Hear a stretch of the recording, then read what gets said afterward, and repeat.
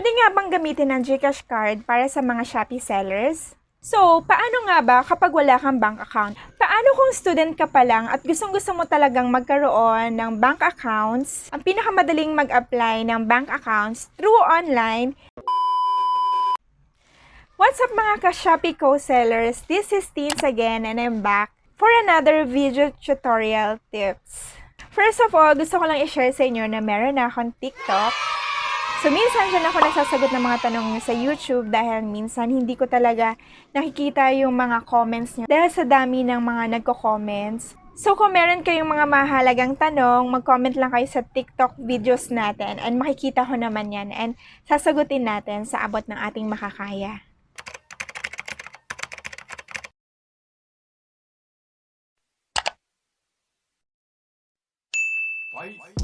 So, ayun na nga, dahil sa dami nang nagtatanong sa akin kung pwede nga bang gamitin ang Gcash natin na card para dun sa mga Shopee sellers na gustong ilagay ang Gcash card as a bank account nila doon sa Shopee nila.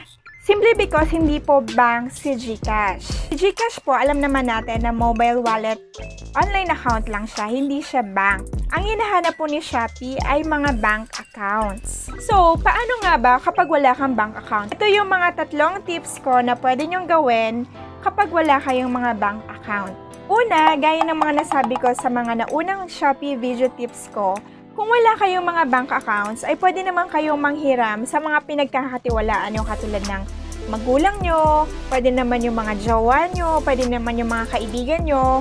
Kapag meron silang mga bank account, katulad ng BPI, BDO, Union Bank, at kung ano-ano pang mga bank accounts, pwede nyo munang hiramin yon basta pinagkakatiwalaan nyo siya. At pwede nyo i-input sa Shopee nyo para doon makapagpulog si Shopee ng mga kinita nyo.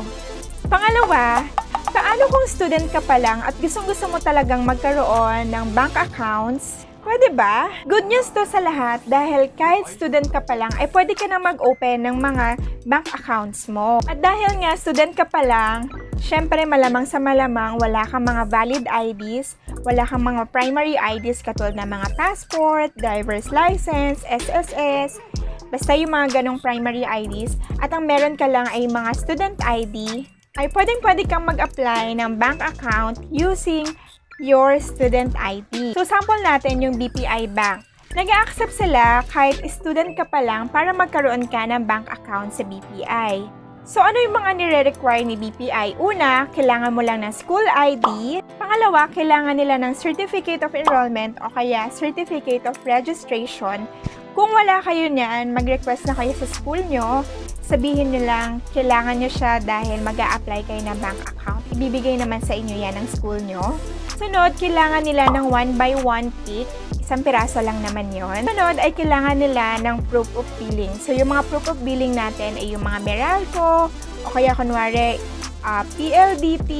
At kapag hindi naman nakapangalan sa inyo, lamang nakapangalan yun sa mga parents nyo, ay magpagawa na lang kayo sa mga parents nyo ng authorization letter na nagsasabing anak kayo nila, tunay kayong anak nila, na nagsasabing anak kayo nila at doon kayo nakatira sa mga address na nakalagay sa proof of billing. So, madalas wala namang bayad yung cards. Kailangan nyo lang mag-maintain ng 1,000 sa bank accounts nyo. Ibig sabihin, nandun lang siya sa bank account nyo. Hindi nyo siya gagastusin and i-treat nyo siya as your savings. Once completed nyo na yung mga apat na requirements na yun, ay pwede na kayong pumunta sa nearest BPI branch nyo or kung anumang mga banks ang meron malapit sa inyo. At ang pangatlo ay i-share ko sa inyo ang pinakamadaling mag-apply ng bank accounts through online. Hindi mo na kailangan pumunta ng bank, hindi mo na kailangan lumabas ng bahay kasi lahat ng application mo ay through online lang gagawin. At isa pa, isang valid ID lang yung hinihingi nila. At wala nang hahanapin na ibang requirements pa sa inyo. Ang AUB or yung Asian United Bank, isa sa mga pinakamadaling bank na pwede kayong mag-apply through online. Kailangan lang nila ay isang valid ID, which is kung may passport ka, may SSS or GSIS, PRC, postal ID, kung may OFW card ka, kung may driver's license ka at mga voter's ID.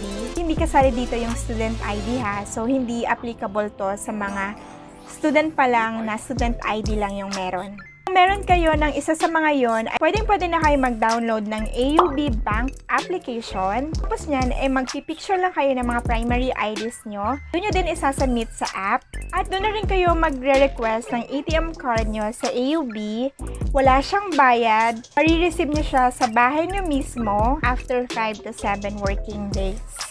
So, diba, napaka-amazing at sobrang dali. Kung gusto nyong gawan ko ng detailed tutorial tips yung pag-open AUB Bank online, ay comment na lang para mabasa ko at magawa natin ng detailed tutorial. So, that's it mga ate and kuya. I hope may natutunan kayo ulit sa video na to. And don't forget to like this video and mag-subscribe na din kayo para sa mga next video tips tutorials natin ay mapanood nyo at may apply nyo din sa mga Shopee stores nyo. So, yun lang.